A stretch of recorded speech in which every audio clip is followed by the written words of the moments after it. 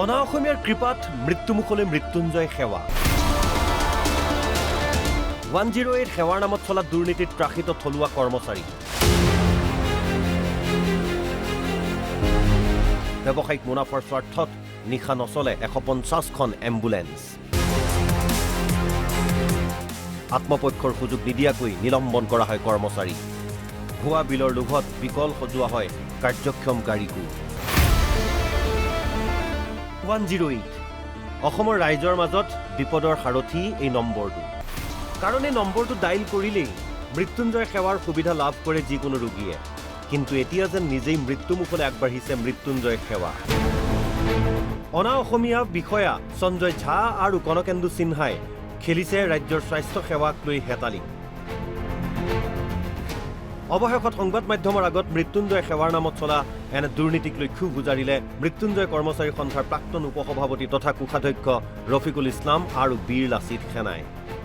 খিলঞ্জীয়া হিচাপে যাতে বহিৰাগত যি দুজন মানুহে বহুৱালি কৰি পেলাই এই কোম্পানীটোৰ আমাৰ যিটো থলুৱা মানুহখিনিক যে হাৰাশাস্তিখিনি কৰি আছে এইটোৰ আপোনালোকে আমাক এটা আপোনালোকৰ চেনেলৰ জৰিয়তে আমাক সুব্যৱস্থা কৰি দিয়ক আজি মোৰ চাকৰি গৈছে মোৰ চাকৰি যোৱাৰ কাৰণ কি এই যে বস্তুখিনি আমি ফাৰ্ষ্ট এমপ্লয় নহয় ফাৰ্ষ্ট আমি অসমীয়া বা ফাৰ্ষ্ট আমি ৰাইজ তাৰপিছত আমি যেতিয়া চাকৰি কৰিছোঁ যেতিয়া আমি পেচেণ্টবিলাকক সুবিধা দিব পৰা নাই 2014 চনৰ পৰা 2021 চনৰ ফেব্ৰুৱাৰী মাহলৈকে মই এজন EMT হিচাপে দুখন গাড়ী মেইনটেনেঞ্চ কৰিছোঁ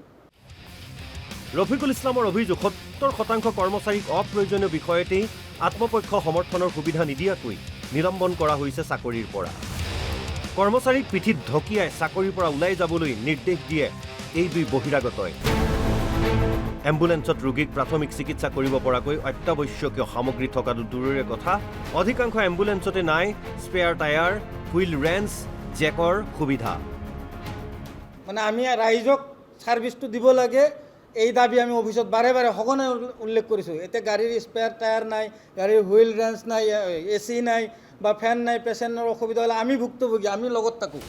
আচৰিত কথা যে এই সেৱাত নিয়োজিত হ'বলৈ মাত্ৰ প্ৰশিক্ষণৰ নামতেই 20,000কৈ টকা আদায় কৰে সঞ্জয় ঝা আৰু কনকেন্দু সিনহাৰ এই তথাকথিত EMRI প্ৰতিষ্ঠানটোৱে আনকি 6 মাহ পৰ্যন্ত মাত্ৰ 6,000 টকাতে দিন ৰাতি নোহোৱাকৈ কাম কৰিব লাগে কৰ্মচাৰীয়ে প্ৰতিষ্ঠানটোৰ বিৰুদ্ধে শ্ৰম আইন ভংগৰো অভিযোগ আছে বুলি সদৰি কৰে ৰফিকুল ইছলামে ইমানতে শেষ হোৱা নাই 108 সেৱা আখ্যান ৰোগী থকা অৱস্থাতেই বাহনৰ ভিতৰলৈ সোমাই পানী বেয়া টায়াৰৰ বাবে গাড়ী দুৰ্ঘটনাগ্ৰস্ত হ'লে খৰচ বহন কৰিব লাগে চালকে মুঠৰ ওপৰত 108 সেৱাৰ নামত চলা প্ৰশাসনত অতিষ্ঠ থলুৱা খাটি খোৱা কৰ্মচাৰী জনস্বাস্থ্যৰ তথা সুৰক্ষিত জীৱিকাৰ স্বাৰ্থত এতিয়া সংবিধান বিচাৰি ৰাজ্য চৰকাৰৰ হস্তক্ষেপ আশা কৰিছে এইসকল ভুক্তভোগীয়ে ভিডিঅ' জাৰ্নেলিষ্ট অংকুৰ কলিতাৰ সহযোগত লিজা বৰাৰ ৰিপৰ্ট NB নিউজ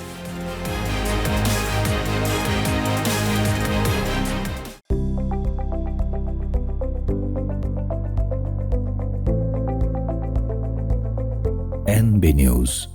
সহজ সৰল ভাষাত নৱভাৰতৰ কথা